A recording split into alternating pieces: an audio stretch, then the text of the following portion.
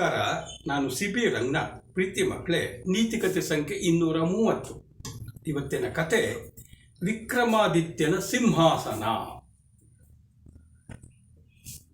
ಈ ದಾರಾನಗರಿ ಅಲ್ಲಿ ಆಳ್ತಾ ಇದ್ದಂಥ ದೊರೆ ಭೋಜ. ಭೋಜರಾಜ ತುಂಬ ಪ್ರಸಿದ್ಧಿ. ಯಾಕೆಂದರೆ ಮಹಾಧರ್ಮಾತ್ಮ, ಶೂರ, ಧೀರ, ರಸಿಕ.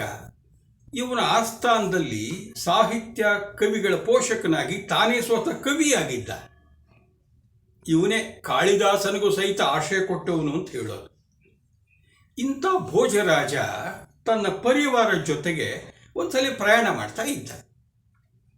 ಈಗ ಪ್ರಯಾಣ ಮಾಡ್ತಾ ಇರಬೇಕಾದ್ರೆ ತುಂಬ ದೂರ ಸಾಗಿದ್ದಾರೆ. ಮಧ್ಯಾಹ್ನ ರಣ ಬಿಸಿಲಿನ ಜಳಕ್ಕೆ ಎಲ್ಲರಿಗೂ ಸಹಿತ ದಣದು ಬಿಟ್ಟಿದ್ದಾರೆ. ಬಾಯಾರಿದೆ, ಹುಷವಾಗಿಬಿಟ್ಟಿದೆ. ನೋಡಿದರೆ ಅಲ್ಲೆಲ್ಲೂ ಸಹಿತ ಒಣಗಿದ ಮರಗಳು ಕಾಣ್ತಿದ್ದಾವೆ ಹೊರತು ಹಸಿರೇ ಇಲ್ಲ.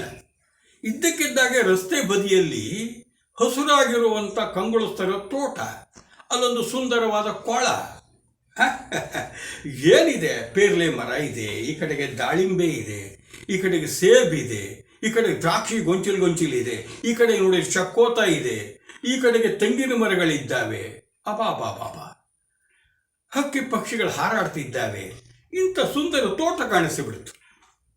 ಜೊತೆಗೆ ಆ ತೋಟದ ನಡುವೆ ಒಂದು ದಿಬ್ಬದ ಮೇಲೆ ಆ ತೋಟದ ಯಜಮಾನ ನಿಂತಿದ್ದಾನೆ. ಅವನು ರಸ್ತೆಯಲ್ಲಿ ಹೋಗುವಂಥ ಈ ರಾಜ ಪರಿವಾರವನ್ನು ನೋಡ್ದ.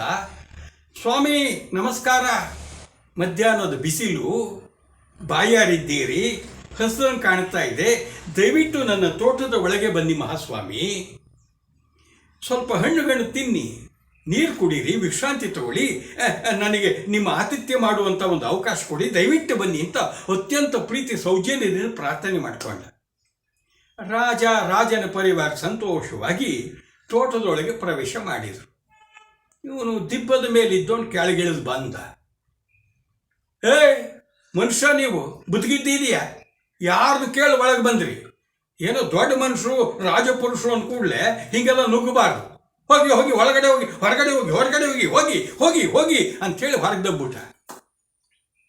ರಾಜ ಹೊರಗೆ ಬಂದ. ಮನಸ್ಸಿಗೆ ಭಾಳ ಬೇಜಾರಾಯ್ತು. ಅಲ್ಲಪ್ಪ, ಒಳಗೆ ಬಾ ಅಂತ ಕರೆದವ್ ನಾವನೇ, ಈಗ ನೋಡಿದ್ರೆ ಗುರುತು ಪರಿಚಯ ಇಲ್ಲ ಅನ್ನೋಂಗೆ ಹೊರಗೆ ದಬ್ತಿದ್ದ. ಛೆ ಅಂದ್ಕೊಂಡ.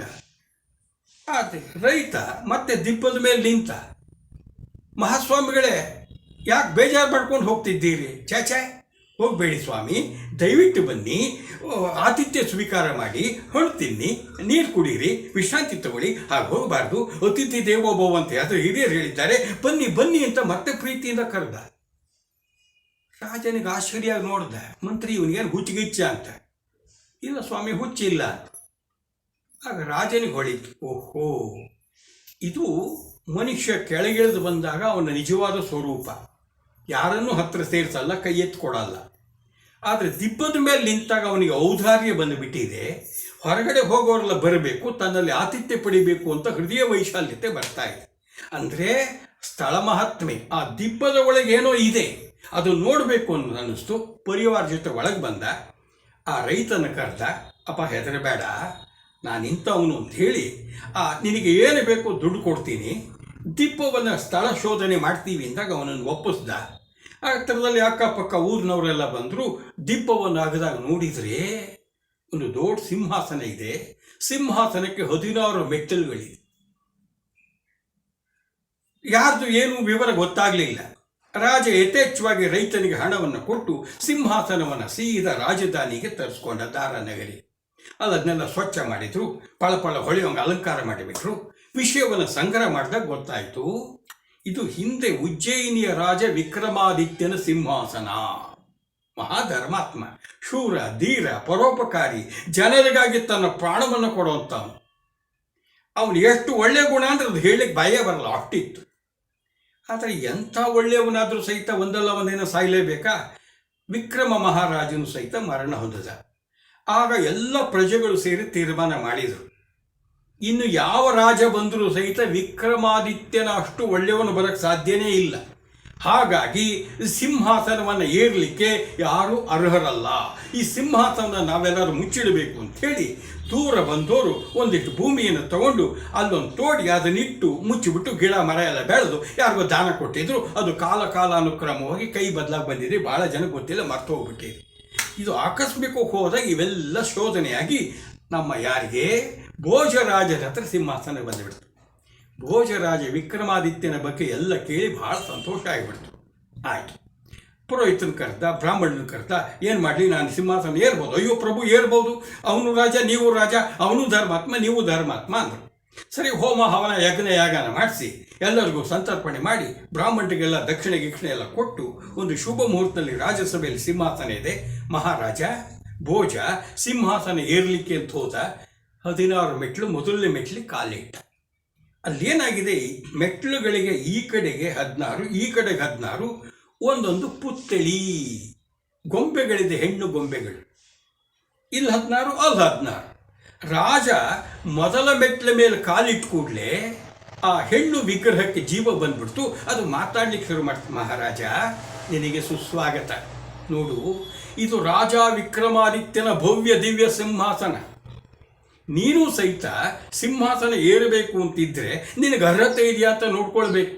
ನಾನೀಗ ಅವನ ಔದಾರ್ಯದ ಬಗ್ಗೆ ಒಂದು ಕಥೆಯನ್ನು ಹೇಳ್ತೀನಿ, ನಿನಗೂ ಅದೇ ಔದಾರ್ಯತೆ ಇದ್ದರೆ ನೀ ಸಿಂಹಾಸನ ಏರು ಅಂತ.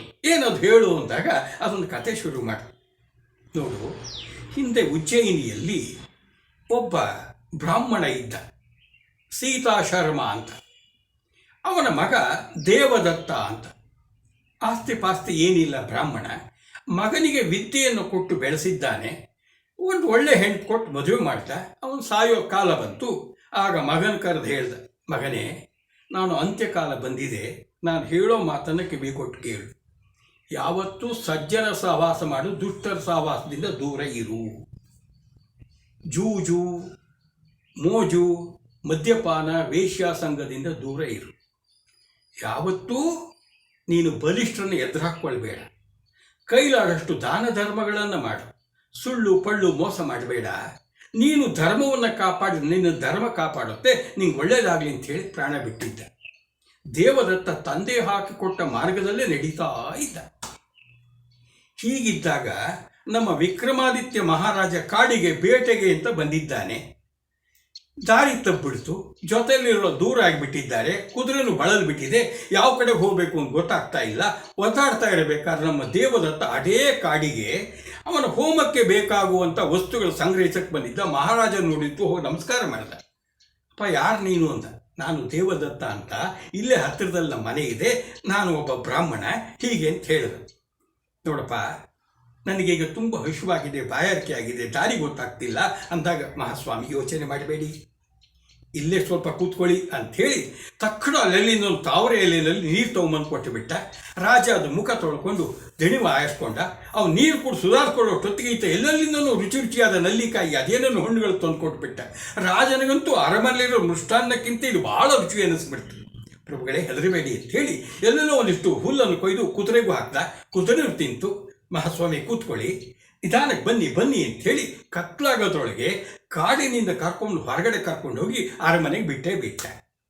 ರಾಜ ಮಾರನೇ ದಿನ ಅರಮನೆಗೆ ದೇವದತ್ತನ ಬರಮಾಡಿಕೊಂಡು ತುಂಬಿದ ಸಭೆಯಲ್ಲಿ, ನೋಡಿ, ಈ ಬ್ರಾಹ್ಮಣ ತರುಣ ದೇವದತ್ತ ನನಗೆ ಎಷ್ಟೆಲ್ಲ ಸಹಾಯ ಮಾಡ್ದ, ಬಹಳ ಈತ ಔದಾರ್ಯ, ಈತನ ಹೃದಯವಂತಿಕೆ ಎಷ್ಟು ಪರೋಪಕಾರಿ, ಸ್ನೇಹಮಯಿ ಅಂತ ಬಹಳ ಕೊಂಡಾಡ್ದ.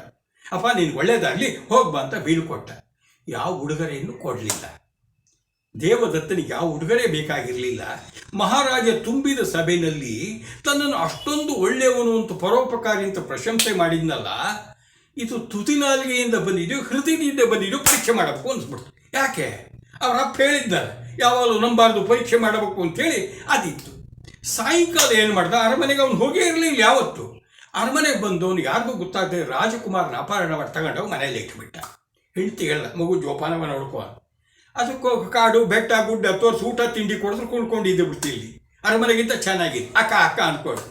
ಇವನೇನು ಮಾಡ್ದ, ಬೆಳಗ್ಗೆನೆ ರಾಜಕುಮಾರನ ಕೊರಳಿರುವಂಥ ಒಂದು ವಜ್ರದ ಹಾರವನ್ನು ತಗೊಂಡು ಮಾರುಕಟ್ಟೆಗೆ ಬಂದ. ನೋಡಿ, ಬೆಲೆ ಬಾಳೋದು, ಯಾರು ತಗೊಳ್ಳಿ, ನಾನು ಬಡವ, ತಗೊಳ್ಳಿ ತಗೊಳ್ಳಿ ತಗೊಳ್ಳಿ ಅಂತಿದ್ದ. ಅರಮನೆಯಲ್ಲಿ ರಾಜಕುಮಾರ ಕಾಣೆಯಾಗಿದ್ದಾನೆ ಅಂತ ಗೊತ್ತಾಯ್ತಲ್ಲೋ, ರಾಜಭಟ್ರು ಎಲ್ಲ ಕಡೆ ಹುಡುಕ್ತಾ ಇದ್ರು. ವಜ್ರಧಾರ ಯಾರ್ದು? ರಾಜಕುಮಾರದ್ದು. ಇವನೇ ಕಳ್ಳ ಅಂತೇಳಿ ಇವನು ಒದ್ದು ಸೀದಾ ರಾಜ್ಯಸಭೆಗೆ ಎಳ್ಕೊಂಡು ಹೋಗ್ಬಿಟ್ರು. ಮಹಾಪ್ರಭುಗಳೇ ನೋಡಿ, ನೆನ್ನೇನು ಬಂದಿದ್ದಲ್ಲ, ಅದ್ಯಾವನು ದೇವದತ್ನೋ ದೇವ ಭತ್ನೋ ಸತ್ನೋ ನೋಡಿ ಇವನೇ ರಾಜಕುಮಾರ್ ಕೊರಳಲ್ಲಿರೋ ಒಡವೆ ತಗೊಂಬಂದಿದ್ದಾನೆ, ಏನೋ ಮಾಡಿಬಿಟ್ಟಿದ್ದಾನೆ, ಕೇಳಿ ವಿಚಾರಿಸಿ ಅಂತ.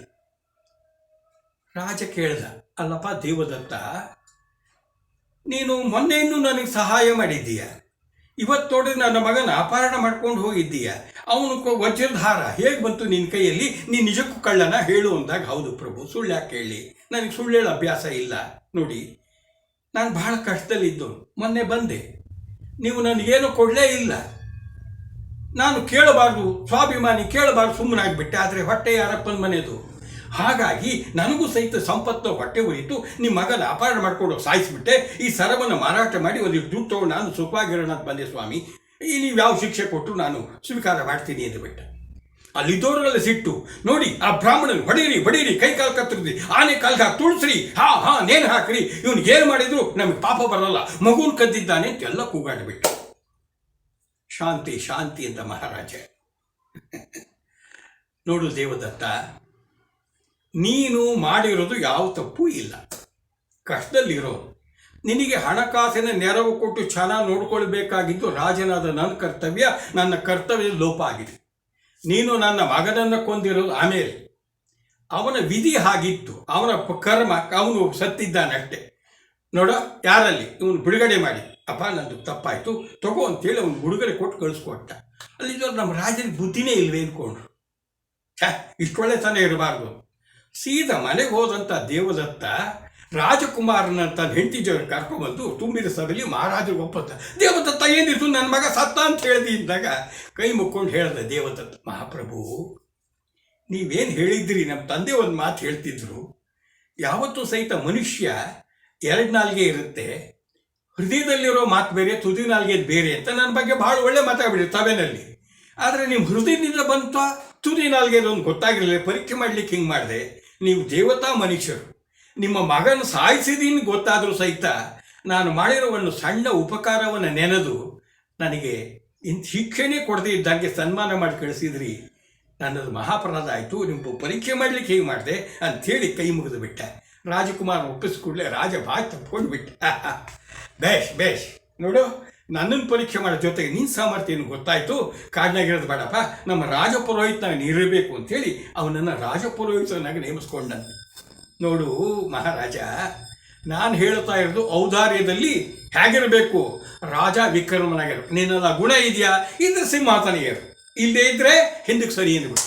ಹಾಗೆ 32 ಗೊಂಬೆಗಳು ಸಹಿತ ಒಂದೊಂದು ಸುಂದರವಾದ ಕಥೆಗಳು, ಒಂದೊಂದು ನೀತಿಬೋಧಕ ಗುಣಗಳನ್ನು ಹೇಳ್ತಾ ಹೋದವು. ಅದೆಲ್ಲ ಕೇಳಿದ ಮೇಲೆ ಅನ್ನಿಸ್ತು, ಛೇ ಇಷ್ಟೊಂದು ಒಳ್ಳೆ ಗುಣ ನನಗಿಲ್ಲ, ನಾನು ಈ ಸಿಂಹಾಸನ ಇರಲಿಕ್ಕೆ ಅರ್ಹನಲ್ಲ. ಆದರೆ ಸುಂದರವಾದ ಕತೆ ಮುಗಿದೋಗ್ಬಿಡ್ತ ದುಃಖದಲ್ಲಿ ಸಿಂಹಾಸನತೆಗೆ ಅರಮನೆ ದಿನ ಪೂಜೆ ಮಾಡ್ತಿದ್ದಂತೆ. ಆ ಏನು 32 ಕಥೆಗಳಿತ್ತು, ಎಲ್ಲ ವಿಕ್ರಮರಾಜನ ಗುಣಗಳನ್ನು ಭೋಜರಾಜ ಅನುಸರಿಸಿ ಅದನ್ನು ಪಾಲಿಸಿ ಆತ ಲೋಕ ಕಲ್ಯಾಣ ಮಾಡಿ ತುಂಬ ಪ್ರಸಿದ್ಧಿ ಆದಂತೆ. ನೋಡಿ ಮಕ್ಕಳೇ, ಇದು ಕತೆ ಯಾವುದು ಇದು. ಆದರೆ ಸಿಂಹಾಸನ ಅಂದರೆ ಅಧಿಕಾರದ ಸಂಕೇತ. ಅವತ್ತು ರಾಜ ಅವನೇ ಸಿಂಹಾಸನ ಏರ್ತಿದ್ದ. ಯಾರು ತಮ್ಮ ಸಿಂಹಾಸನ ಬಿಟ್ಕೊಡಲ್ಲ, ನಾನು ಅಂತ ಕೂತಿರ್ತಾರೆ. ಅಧಿಕಾರ ಹೋದ್ರೂ ಇರಬೇಕು ಅಂತ. ಯಾರು ಬರ್ತಾರೆ, ನಮ್ಗೆ ಅರ್ಹತೆ ಇದೆಯೋ ಇಲ್ಲೋ ನೋಡಲ್ಲ. ಯಾವ ಅಯೋಗ್ಯನಾದರೂ ಸಹಿತ ನಾನೇ ಮುಖ್ಯಮಂತ್ರಿ, ನಾನೇ ಪ್ರಧಾನಿ, ನಾನೇ ರಾಷ್ಟ್ರಪತಿ ಅಂತ ಹೊಡ್ಕೊಳ್ತಾರೆ. ಆದರೆ ಮಕ್ಕಳೇ ನೆನಪಿರಲಿ, ಯಾರಿಗೆ ಅಧಿಕಾರ ಕೊಡಬೇಕು ಅನ್ನೋ ಅಧಿಕಾರ, ಪರಮಾಧಿಕಾರ ಇರೋದು ಪ್ರಜೆಗಳಾದ ನಮಗೆ. ಇಂದಿನ ಮಕ್ಕಳೇ ಮುಂದಿನ ಪ್ರಜೆಗಳು. ಅವತ್ತು ರಾಜಪ್ರಭುತ್ವದೇ ತಂದೆ ನಂತರ ಮಗ ಬರ್ತಿದ್ದ, ಇವತ್ತು ಹಂಗೆ ಬರಂಗಿಲ್ಲ. 5 ವರ್ಷಕ್ಕೊಂದ್ಸಲಿ ನಾವು ಯಾರನ್ನು ಬೇಕಾದ್ರೂ ಯೋಗ್ಯರನ್ನು ಅಧಿಕಾರ ಸ್ಥಾನದಲ್ಲಿ ಕೂಡಿಸೋ ಅಧಿಕಾರ ನಮ್ಮ ಕೈಯಲ್ಲಿದೆ. ಅದಕ್ಕೆ ಹೇಳ್ತಿರೋದು, ಈ ಕಥೆಗಳಿಂದ ಕಲಿಯೋದೇನಪ್ಪ ಅಂದರೆ, ಅಯೋಗ್ಯರನ್ನು, ಅಧರ್ಮಿಗಳನ್ನು ಅಧಿಕಾರ ಸ್ಥಾನದಲ್ಲಿ ಕೂಡಿಸ್ಬಾರ್ದು, ಯೋಗ್ಯರನ್ನು ಕೂಡಿಸ್ಬೇಕು ಅಂತ ಕೆಲಸವನ್ನು ವಿವೇಕ ಇಲ್ಲದೆ ನೀವು ಮಾಡಿ. ಎಲ್ಲರಿಗೂ ಒಳ್ಳೆಯದಾಗಲಿ. ನಮಸ್ಕಾರ.